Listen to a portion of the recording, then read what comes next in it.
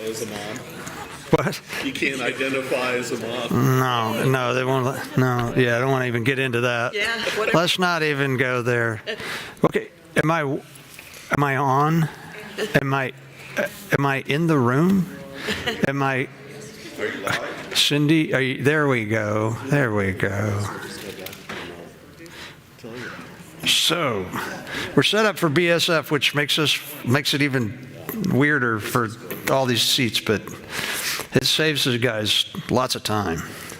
Now, next week, we have a staff retreat on Tuesday. I don't know how you retreat for a day, you don't go anywhere. I don't know that we're even going anywhere. I don't know what we're doing, but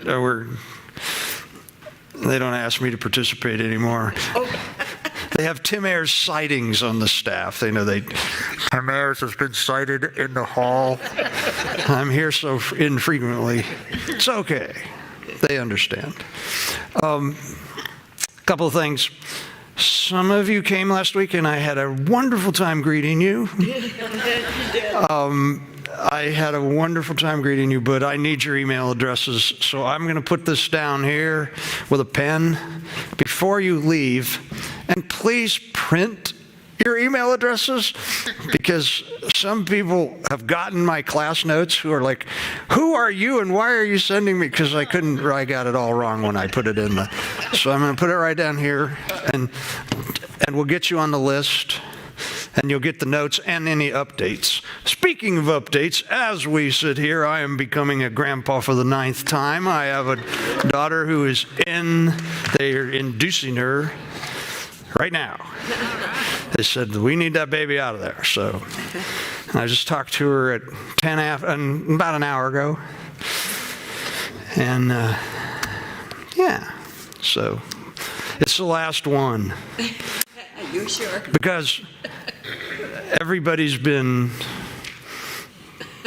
whatever you want to call it, men have all been neutered.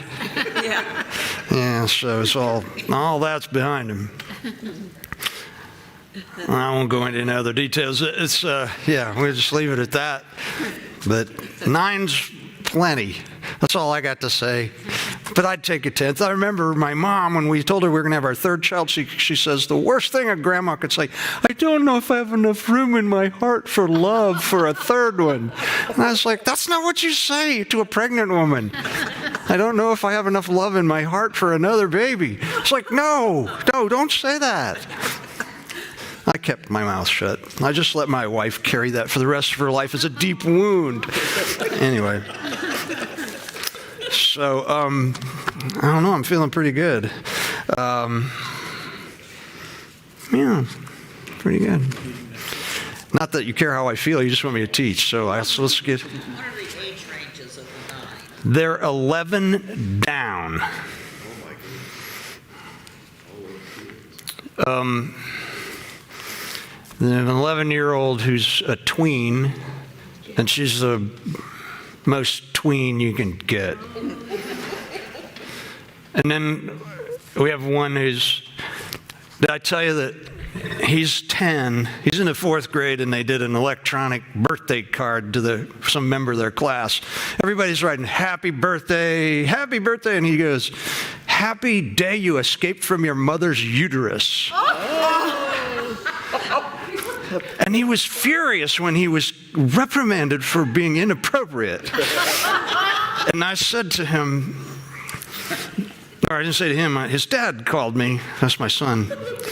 And he was just furious, and I had to remind him that when he was a senior in high school, we're all adults in the room, we're at the cross-country banquet. Girls, boys, Carmel High School, they have like 250 kids on the cross-country team. And my son gets up as a senior in front of all those people and all those runners and their parents and says, I'd like to thank the people that made cross-country such an interesting and wonderful sport, the makers of the jog bra. So, because the girls used to just run in their shorts and their jog bras, and it's like, he was just being a smart aleck. And then he's like, what should I say to my son? And I'm thinking, you should say the same thing I said to you. Which was, what was that about? But I just said, he's too clever for his own good, Jacob. Yeah. And he goes, oh, yeah, he knows that. And I was thinking, yeah, and you knew it too from the very beginning, Mr. Smarty Pants. Anyway, yeah, so he's 10. I have a Hammond organ. Do you guys know about Hammonds? I have a big Hammond with a full Leslie for rock and roll days. And when that 10-year-old crawled into it and pulled all the tubes out. And I don't know if you've ever seen a Hammond, but there's got to be like 20 tubes, and they're all at least 50 years old, and they're just all different sizes and shapes. And so it's been useless since he was 3. And last year he goes, hey, Opa, he calls me Opa, why don't we ever turn that organ on? I'd love to play that organ. I said, well, some little 3-year-old crawled in the back in there and pulled all the tubes out one day. And he says, why would he do that? And I want to go, I don't know, Liam. Why don't you tell me why he did that? Because it's like, that's the kind of kid he is. And then he has a brother who's 2 years younger, and there's a pair of twins that are 7. Are they 7? 6 or 7? 2 girls. They are terror on wheels, let me tell you. They're fraternal, and they're as different as night and day. Stand and deliver. And they're the sister of the tween. And so, you can imagine what that household is like right now. And my son-in-law, all he wanted were baseball players. Let's say, he's got to keep the bats out of the house. That's all I got to say, okay? Anyway, I could go on and on. But anyway, but I'm going to have one more grandchild. And it's a bit of a miracle baby. So my daughter's 45. Wow. That's scary. Mm-hmm. And they have geriatric moms that are like 34. Well, anyway, oddly, this is in vitro, and they harvested the 2-year-old that she has at the same time they harvested this egg and inseminated it, so they're twins. Oh, wow. Born 2 years apart. Think about that one. Old grandpa just don't say nothing. He just loves them wherever he finds them. So that's funny. That just reminded me. I don't know why I'm on a roll here, but this is my favorite thing in all of Christendom ever. I was watching Ernest Angley, and he did that slaying the spirit thing to a lady, and she goes rolling off on the side, and then people go over to her, and he goes, leave her where Jesus flang her.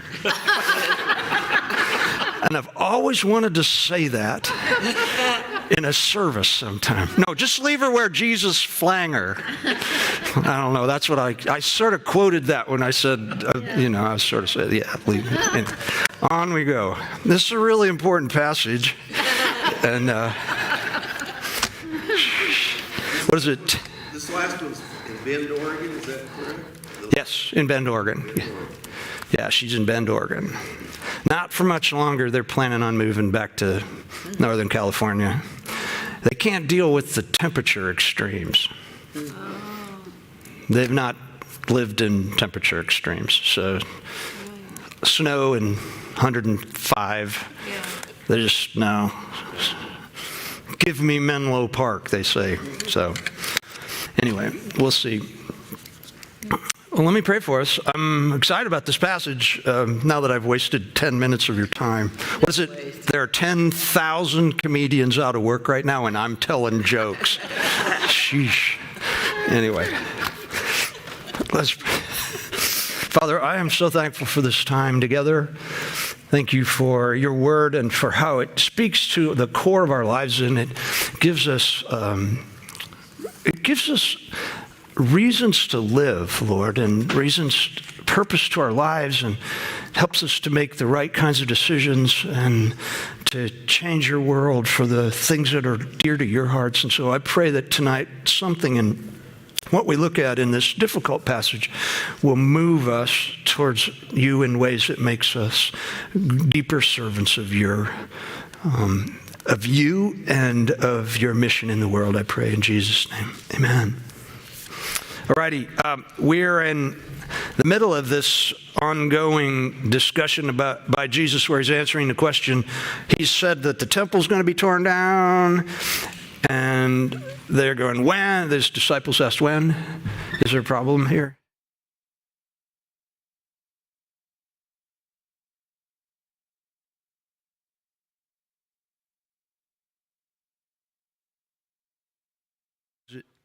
You want to try it?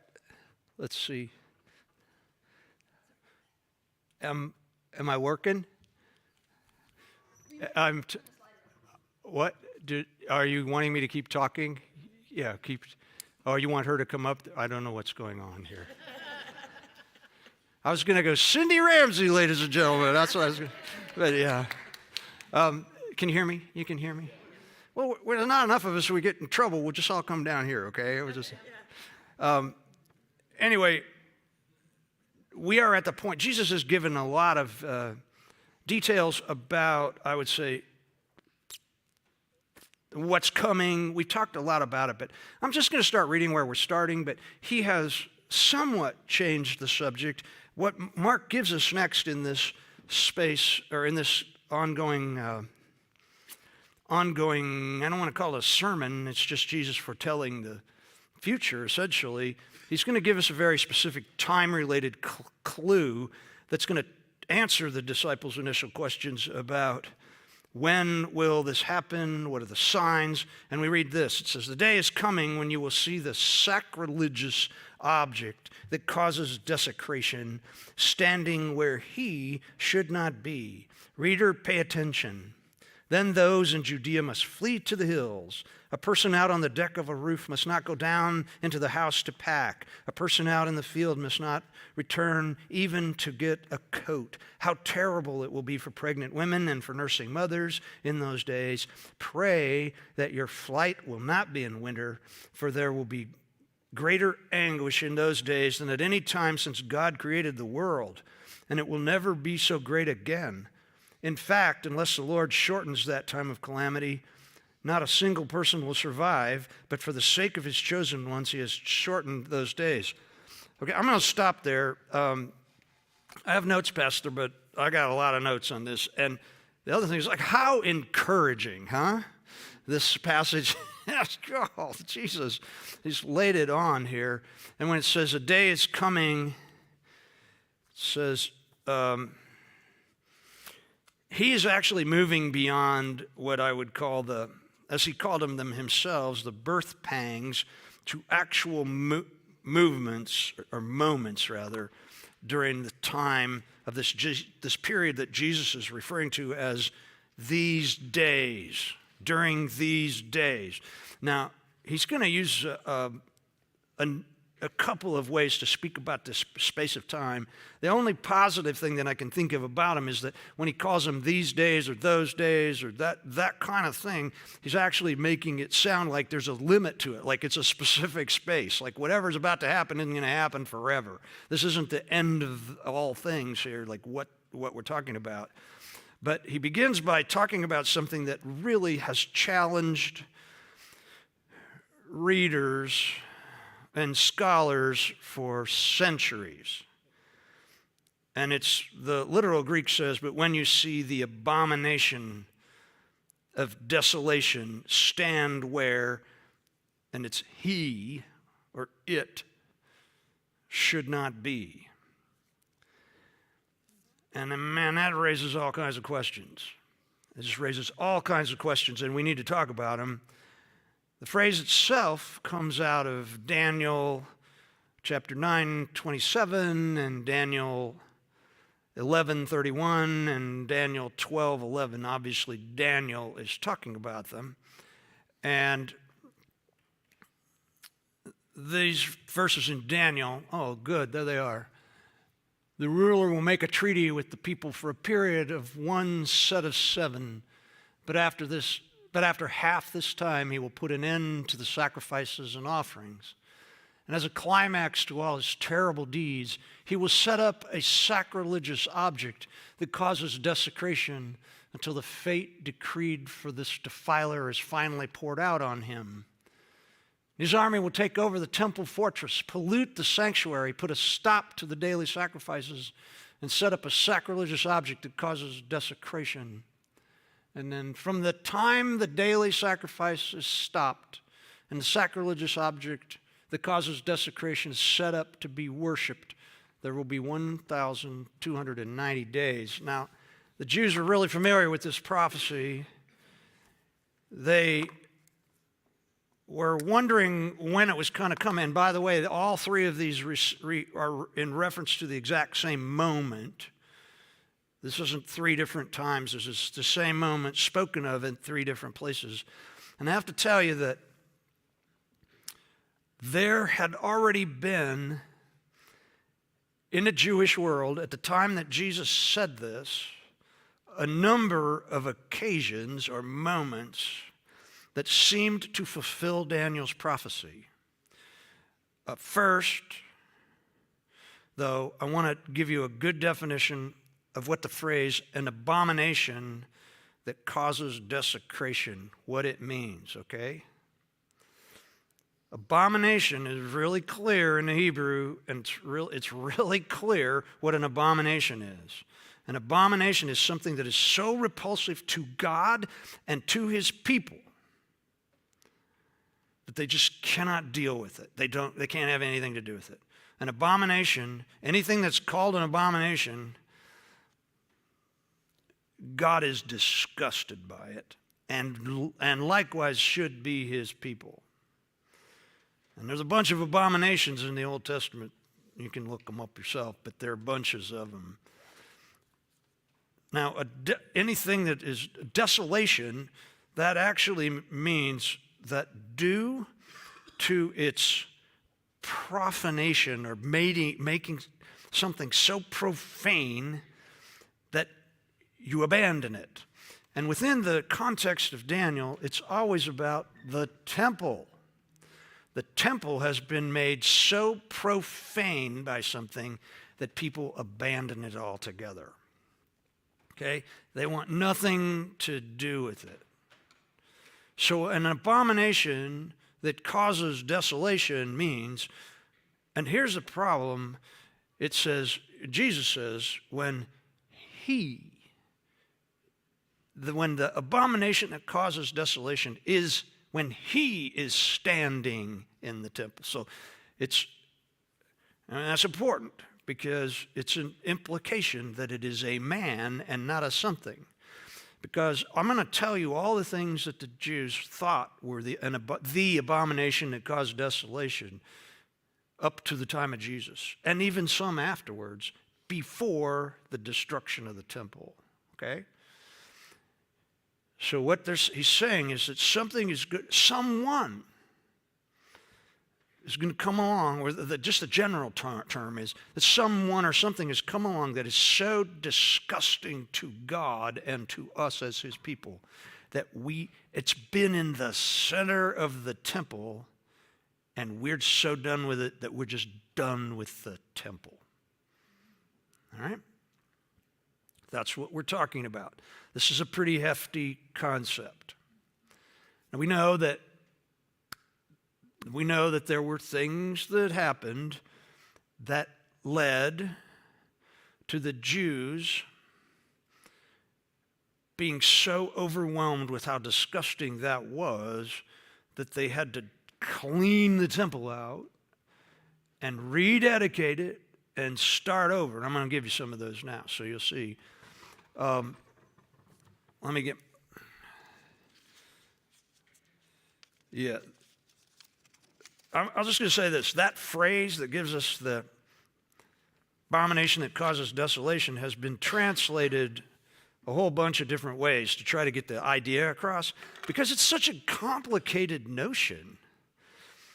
The abomination, or the desolation, the desolating sacrilege, one translation is that way, or the abomination, that is the same, of desolation, that's the same thing. The awful horror. I mean, people go to all kinds of lengths to try to make it fully capture the idea. And the idea is, again, is something that is so offensive to God and to his people that happens in the temple that all of the people of God and God himself will abandon the temple. Altogether. Now, when Jesus was saying this, Antiochus the fourth, Epiphanes, he was a Seleucid Syrian ruler, had erected a small statue of Zeus in the, there's he is. Yeah. He'd put up a small statue of Zeus along with a pagan altar in the temple about 167 BC. So we're talking almost 200 years before Jesus. And he'd sacrificed pigs on the altar in the temple. Well, most of the Jews thought that was Daniel's abomination that causes desolation. They cleaned it all up and started over. Then Pompey, the Roman general in 63 BC, had personally entered the Holy of Holies, and they thought that's the abomination of who is standing in this sacred space that causes us to not want to have anything to do. I mean, think about it. A Roman general goes into the Holy of Holies, and only the one priest gets to go in once a year with a rope tied around his ankle, so in case he dies while he's in the presence of God, they can drag him out without having to go in there themselves. Such is a holy place. And the Roman general goes in there on his own. Pilate himself, when he first came to rule, when the Romans sent him there, Pilate himself had brought idolatrous standards or flags into the temple area in about, it's 26 or 27 AD, and the Jews freaked out over that one because they didn't want that. I mean, there's a whole lot of this. When these guys try to do this, it's because they think that Jews are just crazy, that they're what? Monotheists. You know, they referred to the Jews as the atheists of the world because they only believed in one God. Because everybody knew there were tons of gods and that there were some people who were actually God-like or close to gods. And so they find this amazing temple that who built? Herod, who's what? He's a Roman appointee. Why shouldn't we be able to put whatever we want into this temple that we have allowed him to build? They see, and all these people that are doing these things, first, they don't like the Jews to start with. But secondly, they're doing it because they're seeing everything in political terms. And the Jews are seeing it all in religious terms. After Jesus, but before the destruction of the temple, Caligula had declared himself divine. And in 39 AD, which would be after Jesus, but before this other stuff happened, he tried to put up an image of himself in the temple, and the Jews thwarted it, and the rest of the Romans around at the time knew what was going to be coming if he actually succeeded in putting a statue of himself to be worshipped in the temple, and they stopped that one. But still, if you see what I'm saying, I've given you 4 times that the Jews were upset at a level that, well, let's just say they were the problem people of the ancient world, and when you mess with their temple, there's just going to be trouble. And they had a good reason to feel that this prophecy by Daniel was behind them. Behind them. And it's 10 years after Jesus said these words that Caligula, the guy that was just up there, that Caligula tried to put his statue to himself. All this to say that even the early church had reason to feel Jesus said these words, even with Caligula's thing, which happened between Jesus saying them and when Mark writes the book. They read what Jesus said here and they go, oh, well, that must have been then. Now, one thing is this. Jesus said it was a person. The only person who went into the temple was Pompey, and the temple was still what? Standing. Jesus said it would be completely torn down. It would be completely torn down. There's nothing in any of these things that leads to the Jews abandoning the temple, let alone wanting it torn to the ground. So it's just Jesus' statement here was something that his disciples must have at first thought, well, wait a minute. This already happened. It's behind us. And yet Jesus is talking about what? You will see in the NLT, they say a sacrilegious object. Well, that's the object thing is not right. It's actually, they're translating that to be an it as opposed to a him. Standing where he should not be. Where? In the temple, in the holy place of the temple. And then, let me just get to the right thing. One thing I will say, though, is that Mark writes this book, we believe, in 64, okay, in 64 A.D. And there is some sense of him because he includes this, that as Peter, who heard Jesus say these words and then went to him and asked him about it, had a sense, maybe we haven't seen anything yet. And little did he know that in 2 years, things were going to start falling apart. We'll talk about all of that later, the history of that leads from 66 to 70 with the destruction of the temple. But do you see my point?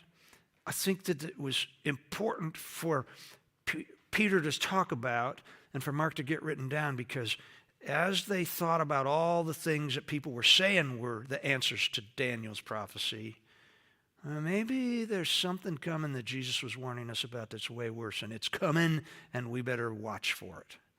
Or watch for it. It's interesting, too, that right at that point, Jesus had said that the temple would be totally dismantled, and it isn't too long before everybody in Christendom who's reading this realizes that what Jesus was talking about was the literal destruction of the entire temple. That whatever that was, and we'll talk about what that abomination that causes desolation, whatever that was way worse than any of the other things, because they just went in and cleaned the place up and started over. They have no ground. They've still not started over from that destruction. It's in 70 AD. So anyway, but then, and it's cool that the next words in Mark are reader, well, in our Bible it says, reader, pay attention. Now, how many of you have red letter Bibles? Is it red or black? Really? Who are your translators? There's almost no chance that Jesus would have said, reader, pay attention, or reader, beware, or anything like that. Because he was just talking to the disciples. He wasn't thinking about it being written down as a book at the time. Almost all translations have it in black and have it in parentheses. Yeah, because those are not words of Jesus. Mark is writing that in there. Peter might have said it. When you write this down, Mark, put in there, reader, beware, or pay attention to this, because what I'm about to say is really, really important. And separated with a dash in front and a dash behind. a dash in front. Yeah, it's like a side comment. Yeah, but Jesus wouldn't have said that. I mean, think about it. I'm talking to you and I go, now, You need to pay really close attention to this. Reader beware as we go on. Now think about that. I mean, Jesus didn't say that. It's an additional thing because Mark wanted to be sure that what? That people, as we look at it as people read it in the future, as they read it in the future, that they would come back and see how Jesus' words were fulfilled, or that we pay attention if the stuff hasn't come yet, or something like that. Because he's writing it down. He's writing it down, and I can just see him go, reader beware. And then, or pay attention to this now. This is important, because it didn't already happen. It's going to happen. Anyway, I think that's interesting. Let's see, I said, almost everyone who encounters this phrase sees it as a side comment by Mark to his audience. Yeah, and then I've got a lot of the history about it in terms of time. See, I think the reason he says beware is because all of the previous abominations had led to the temple needing recommissioning. Nothing about destruction. And what he says next is this.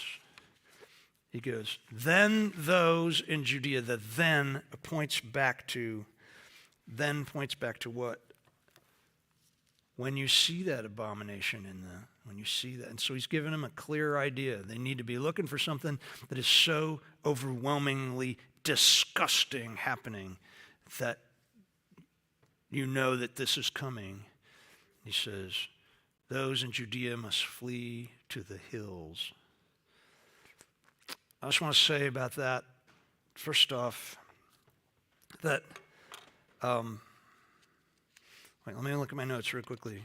I got tons of stuff in here that I don't need to talk about. Flee to the mountains, to the hills. Judea is a very hilly, cave-filled countryside.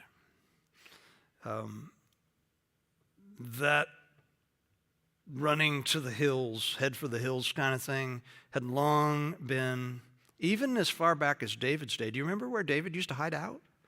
He used to hide out in the caves of the Judean countryside. And it was normal for for people to use the caves. In fact, when the zealots finally get really wild and go after the Romans around 66, guess where all their fortresses are and where their hiding is? It's all in caves. It's all in caves in the mountainsides. And so it's like, this is a normal thing for Jews to hear, that you're supposed to run away to the hills. Running to the hillsides or the mountains, in their thinking, always meant saving your life. When you see this thing happen in the temple, you need to run to save your life. Now, we're told that the early church, and this is early, around the 66, right about the time this rebellion starts, that holy men, sacred men within the church, and I think I talked about this before, began to have visions that said that the Christians were to leave Jerusalem. Okay? That the Christians were to go and find a place to hide, and Jesus had said to hide in the hills. And so the community of Christians in Jerusalem, almost en masse, left to a town called Pella in what is Perea, which is on the eastern side of the Jordan River across the Sea of Galilee. They left Jerusalem and they went to there's Perea. Where's Pella? Oh yeah, there it is. See how it's on the other side of the Jordan? And they went, and guess what that is? Did you show that picture? You can show that picture again. It was a town carved into the mountainsides. And that's where they holed up. I'm sure I've mentioned this. I think I mentioned this last week, but the Christians leaving when they left to go here is still an issue with the Jews. Because remember, the Christians were what? Jews. And they were living in Jerusalem at a time of rebellion. In 66, the Zealots had fought with the Roman garrison that was there and won. And which that's part of the reason that Titus came in to deal with the Jewish problem. And in the meantime, the Christians all left because one of their leaders had or I think more than one, but we know there's one particular man who was a leader who had this strong vision. Can you imagine? Can you imagine if Barry stood up someday and said, things are going to just get really nasty and we all need to go to Canada tomorrow? Because the Holy Spirit told me I had a vision last night and we need to go to Canada. Northern Manitoba. Now, what would we all say? And the whole of the Christian community rose up and left. And they suffered almost nothing in the coming destruction of Jerusalem, and the Jews are still mad about it. Because what was to us a saving of the church, the leadership and the early Christians of Jerusalem, to them was a total abandonment of their nation and their people and their God. And they were furious. This was, and I'm going to talk a little bit about what happened during that time period, but you know that from 66, when the first things happened with the Zealots and the Romans, Titus comes in. I can just talk a little bit about this now. And he's going to take care of the problem. But then there's something else where in the empire that he gets word that he needs to go deal with that. It's more important. So they put the city under a minor siege, I suppose that's what you'd call it. And they were allowing people from 67 to about sometime in early 68 to leave if they wanted to. The Romans were, because they didn't have a major force there. This is when all the Christians left. And that's when they went here. Well, remember, it was the Zealots who were the ones who made the Romans mad. And there was more. If you read Josephus, how many of you? I've been reading it as go to bed reading recently. My wife wants me to read all the light we cannot see, and I want to read Josephus, so who knows? Anyway, but you want to talk about horrific? Horrific.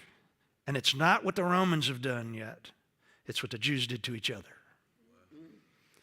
There's much horror, terror, murder. In fact, during the time that the Christians were all thinking about leaving and all that, the Zealots went into the temple and they murdered all the priests on the temple sacrifice altar.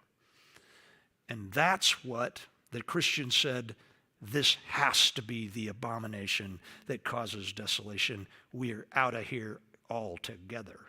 And that was the final straw that got Christians to leave. But in the meantime, they were fighting amongst themselves within Jerusalem.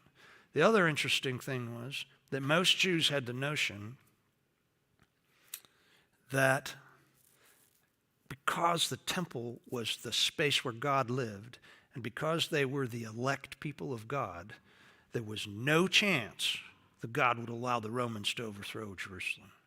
And so what was happening was that while the Christians were leaving, Jews from all over Judea were flooding to Jerusalem to be in the city because they thought that was the safest place, because God would never allow the temple to be destroyed. But who had said the temple was going to be destroyed? Jesus had said it. And so what ends up happening is you have a mass of Jewish people all living within the city walls to a place that's under siege. Titus comes back in 69 and he's decided we're just going to put an end to this this Jewish problem. He puts a terrible siege on the city. They start eating each other.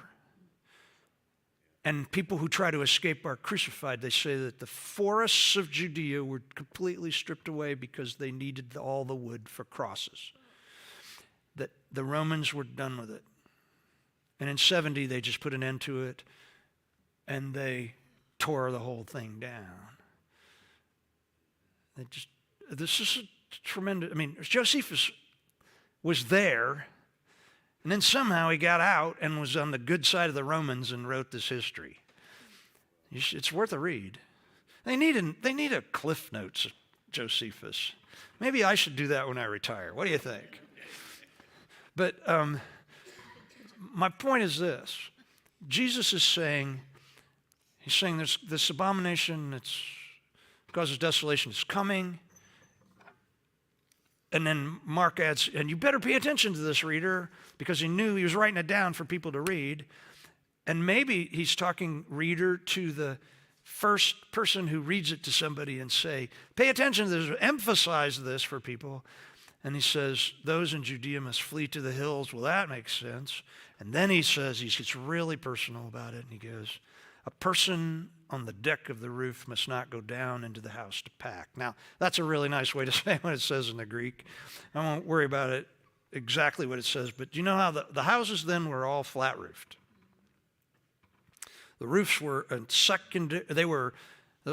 top floor up there was used for all kinds of stuff. They dried vegetables and fruits and stuff up there. They dried their laundry up there. They escaped from the heat of the day up there, and they ate up there sometimes. The second floor, which was out in the open, was a very active part of every home.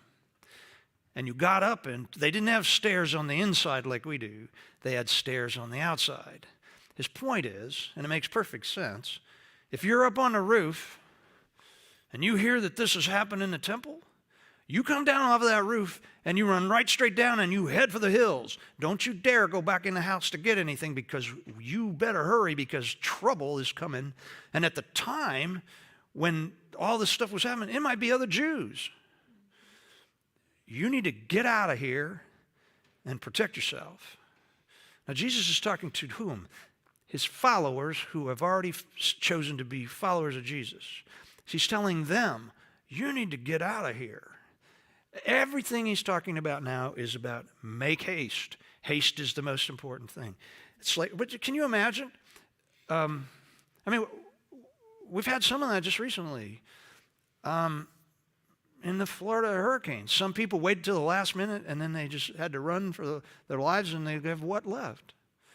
Now remember, Jesus is telling them to run to the hills, to the caves, with nothing. Now, what are they going to have when they get to that place that we saw up in the mountains, that carved out of the cliffside dwellings? What are they going to have when they get there? Nothing. And he's saying this is a tremendous moment for you to spare your own life, save your own life.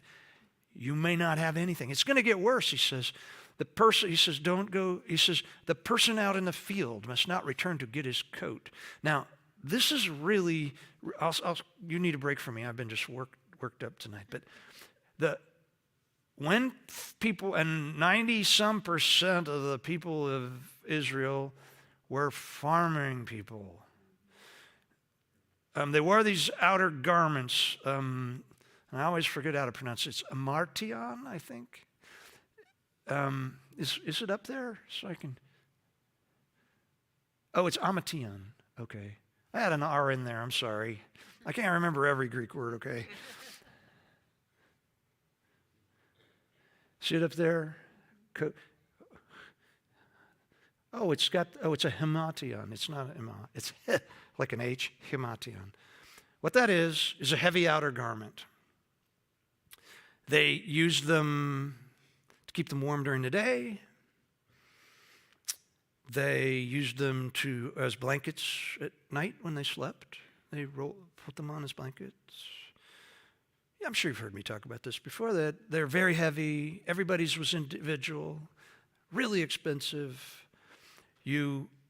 Most people had one. They wore it till it was threadbare, and then they got a new one. And when they got a new one, nobody could tell who they were because they'd changed their coat. Can you imagine if I probably look like I wear the same clothes all the time, but I do have a friend who bought like 40 pairs of khakis and 40 of the same shirt. And I haven't seen him since 1987 in any other outfit but that, except occasionally. And when he's wearing other clothes, I don't recognize him. Well, that's the way those coats were. Because think about it. I mean, this is the reason. I mean, I'm going to get off a little bit. This is the reason there's so many references in the New Testament about you take off the old and put on the new. It's all about taking off the thing that's your identity and putting on a new coat so that people see whom. And they say you put on it's like this outer garment, it's like a Jesus thing. So that, I mean, there are passages that talk about putting on the new coat that comes when you follow Christ. And the reason is because then people will mistake you for whom? Jesus. And that's a cool image. Why? Because everybody's coat was different. Well, by the end, when they wore out, they were all dark from being dirty. But the point is that everybody's was individual. Now, this is the most valuable garment that a person owned. It represented all kinds of stuff. And when they got a new one, it was a major investment. Major investment. But the only other thing in the people's lives that was more expensive was a donkey. Now, I'm telling you all this because Jesus says, if you're out in the field working, and when they would work till the sun came up in their coats, and they would roll them up, and they'd put them on the side of the field, and they would work the rest of the day, and when the day was over, they'd go get their coat on the side of the field, and they'd put it back on, and they'd go home for the evening. And he says, when you see that abomination that causes desolation and you know that this is happening, you are not even to go and get your coat. And where are they going? They're going to the mountains, to the hills. They're going to a place with no supplies. And he says, don't even bring your coat. You'll have no way to stay warm. You just trust me. You need to save your life and don't worry about that coat. Now we're talking, this is serious. And that's why he says, pay attention. Pay attention. He knew what he was talking about. We know that now. But can you imagine if you were one of the disciples? And he says, don't go get anything out of the house when you come down off the roof. Don't get your coat. Just run to the hills. And we'll stop there for a minute. When we come back, I'll go, now Jesus has given them a clear picture of how quick we need to be about it, how seriously we need to take this, or they need to take it. But we're going to now see the heart of Jesus as he changes the subject just a little bit. He's given them orders. He's given them commands about how they're supposed to act when this stuff comes down. He's telling them to do this, to be quick about it, because he doesn't want them to have to do what? Go through what's about to happen. He never once says to the disciples, and you're going to have to deal with this stuff. You're going to have to endure this horrible thing. He never says that. He says, I'm telling you enough so that you'll know to get out while the getting's good. Okay? Now there's love in that. And there's going to be even more in the next session. So let's take 5 minutes and then we'll come back and we'll talk about the next bit.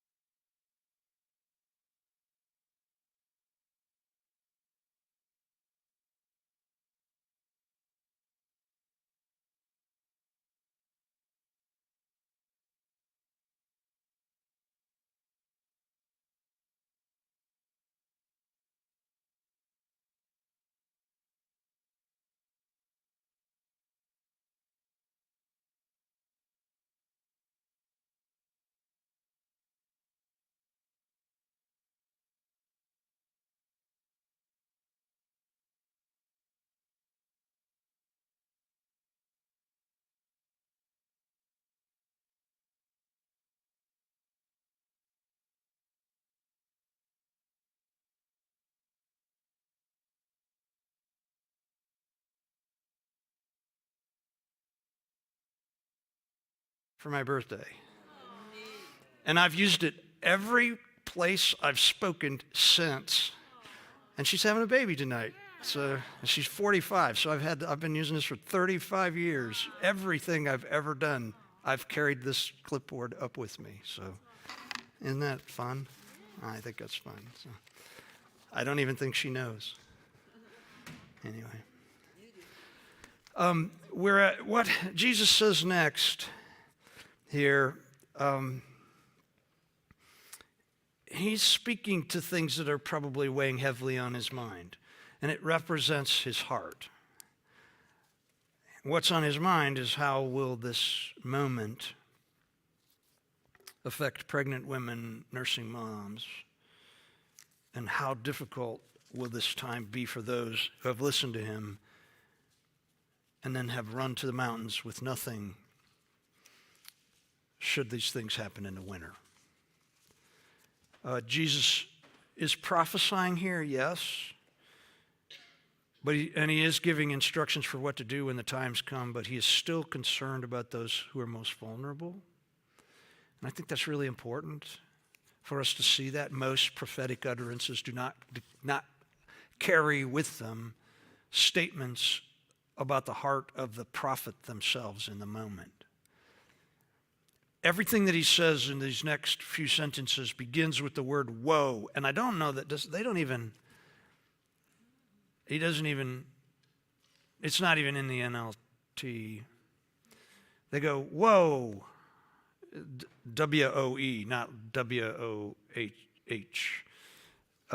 He goes, whoa. Now, in our concept, if somebody goes, whoa, like that at the beginning of a sentence, it's like you're going to get in trouble or you've done something terrible, and it's like you're getting what you deserve or curse on you, woe to you, that kind of thing. This word in their culture had no sense of that at all. It is a word, it doesn't mean that you're going to get what you deserve if you don't change your ways. That's the kind of thing we think. And you know that Jesus has the seven woes, the woes in one of his sermons, I think it's in Matthew, but I could be wrong on that. But that's not what the word means. The word means this is a terrible thing. This is a terrible thing. He's like, whoa. And he begins all of these. Because it's good reasons that Jesus would be concerned for pregnant women and nursing mothers at this moment. It's a terrible thing. Actually, the Greek literally says it's a terrible thing, or it will be a terrible thing to pregnant women. That's all it says in the Greek, to pregnant women. Now, we have to remember Jesus has spoken about moving with great haste. People will need to leave their homes and their belongings behind. The destination of them running away will be the mountains. These are terrible warnings. Think how terrible they'd be to a pregnant woman. As we are speaking, I wrote in my notes, at the time of this writing, I have a daughter who is 8.5 months pregnant. She can barely get around, let alone run to the mountains. It's just true how terrible this will be for pregnant women. Also, the next thing he says, literally it says, woe to those giving suck, is what it literally says. That means women who are nursing. Women nurse to 2 years of age. Now, if you got to run to the mountains to get away, it's bad enough if you got to run by yourself. And you're not supposed to bring anything with you. Think about running to the mountains with a 1.5-year-old who's only feeding at the time. The way they did it was nursing, carrying a baby, a young child, and not taking a coat and not taking anything. That's what he's saying. This is a terrible thing. Oh, it's a terrible thing. So bad will be the world that that's what's going to happen. And it's awful that it will, but he's telling them this, the disciples this, so they're not surprised by how terrible things get. The horror of the coming thing. That's why I was saying, I think that that Mark, quoting Peter, wanted to make sure that they wrote this down.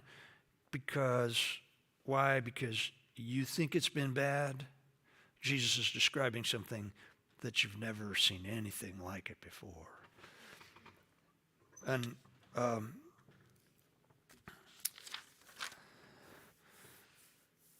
he says, Jesus goes on, he says something that's even more tragic. He says, pray that your flight will not be in the winter. Now, their winters are different than ours, but they still get cold.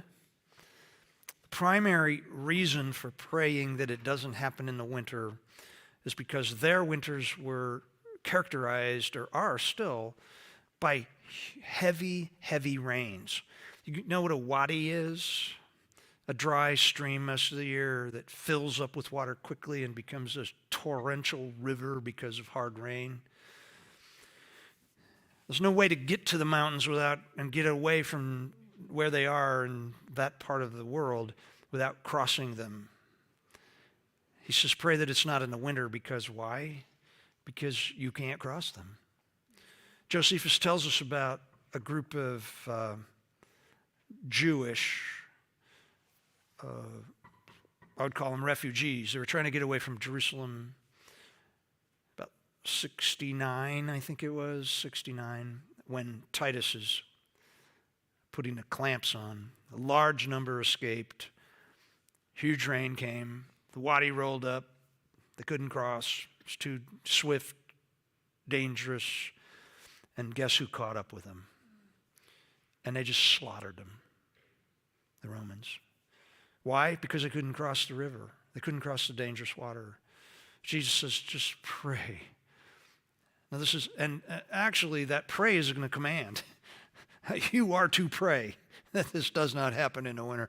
Why? Because maybe you can change God's mind about the exact moments of this. Because if it happens in the winter and you're running down off the roof and you're taking off with no coat and nothing with you and you're trying to get away and then you have to cross one of these things, you're in big trouble. You're in big trouble. Pray that it doesn't happen in the winter. And then he gives us, now it says, for there will be greater anguish in those days than any time since God created the world. And I want to talk about that just for a little bit, and this probably is as much as we should talk about because there's just so much more to it. But now I know that Jewish apocalyptic writers, Jewish teachers, those kinds of people, when they're speaking about these end timesy kind of things, they always speak in the hyperbolic. They go crazy with saying it's going to never been worse. It's going to be the most horrible day ever. And we're going to get to a lot of that later on because there's going to be a whole bunch of quotes of pure apocalyptic literature about the sun going, the moon and all this. Everything's going to go. And they're talking in this awful language like this. But I don't think that Jesus was being hyperbolic. Have there been terrible, terrible times in the world? I mean, we're hearing about terrible things that the Russians are doing to the Ukrainians right now. And we know about things like the Holocaust, and we know about things like, okay, I'm just going to say this. There have been horrible things. I don't think that there's been, what happened, if you read Josephus and he's even just half true, I don't think there's been anything worse than that. And the word in here, and this is where we get into trouble, it goes, and he says, and it's translated, for there will be greater anguish. The word there is, and are you going to put that word up for us?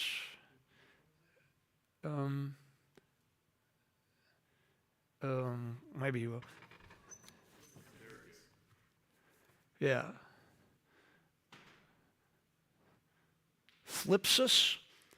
See it up there? Thlipsis. There's the word affliction. Okay, guess how that is often translated? Tribulation. This is where we get into trouble. Because I just want to start out by saying it is not articulated. It is a word of description. It does not say the tribulation. Okay? When you read the word, and that word, thlipsis, is in the New Testament many times. And it's about, the word actually comes from, its at core, meaning means to put pressure on something. It means to cause, and it means to press something in. And it became a metaphorical word that means to be under affliction, to be under anguish, to be under what? Tribulation. And that's what he's saying. There's never been a greater time of what? Tribulation, anguish. The minute you put an articulated "the" on the front of it, now we're talking about something completely different, because if I say the tribulation to you, you all go straight to something else.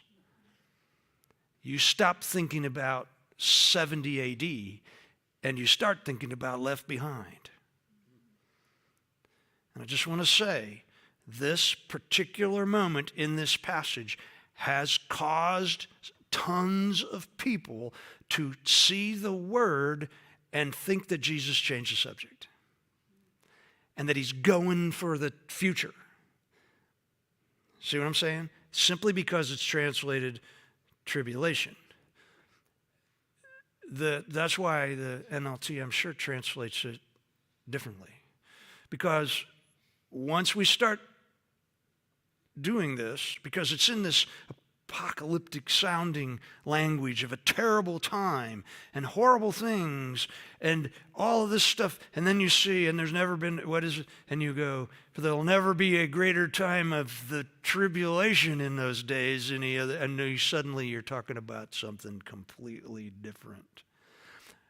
I just want you to know that's really dangerous. It's really dangerous. Jesus is talking about a specific time and a specific place. He goes, in those days, and that thing when it says in those days, again, this is another space where he puts parentheses around the space.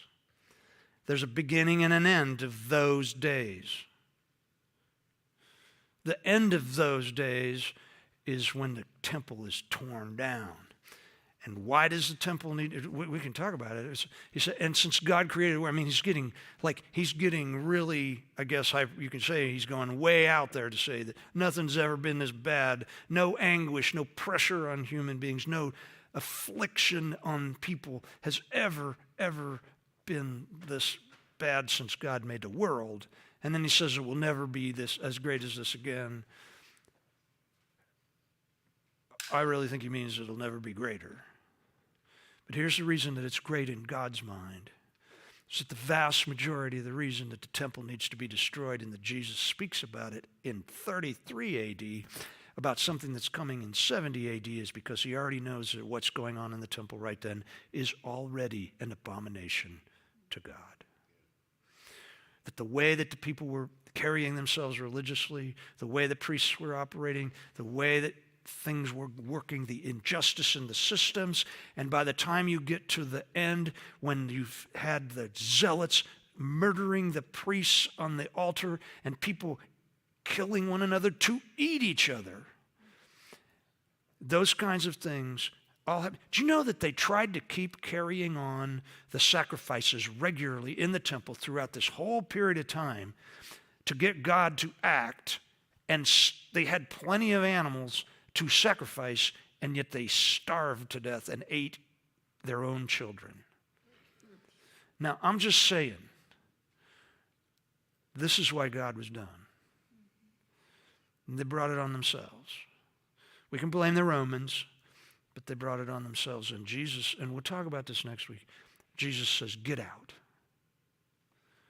This is not the tribulation. This is tribulation. And he's saying, guys, I do not want you to go through this. Because there is a judgment coming and an end to a system that I don't want to have anything to do with. You know, futurists, people who are still looking for this, are still looking. I mean, we've heard this. I'm sure you've heard this, that they're going to rebuild the temple and they're going to start sacrificing again, and then it's all going to fall apart again. When the Antichrist puts himself up in the temple and all that. I'm unsure that that's absolutely true because it's not really what this is talking about. But we just got to be really careful. We got to be really careful. One thing I can tell you, though, this all fits right into what happened in 70 AD, and it's prophecy fulfilled. Prophecy fulfilled in real time that regular people spoke about in ways that we know that nobody made it up to make Jesus look good. You know that when Titus finally got around to tearing the temple down, he took all the fancy stuff out of the inner parts of the temple and he hauled them all back to Rome, and they had a big parade and they celebrated with the candles and all that stuff. There they are. See, he's got all this fancy stuff from the temple to show we finally did what? We got rid of that Jewish problem. We tore down their temple. And they were fully under the impression that that would never happen because God would never allow pagans to do that to his home. Home, when the people who live there most of the time make it a place that he actually wants to dwell in it with them. And they just weren't doing it. Does that all make sense? Okay, what verse did we stop with? So I'll know where to. We stopped with. Oh, so we stopped with 19. So we start at 20 next time? Yeah, that's good. Everybody okay? I'll see you next week then. Thanks, guys. Thank you.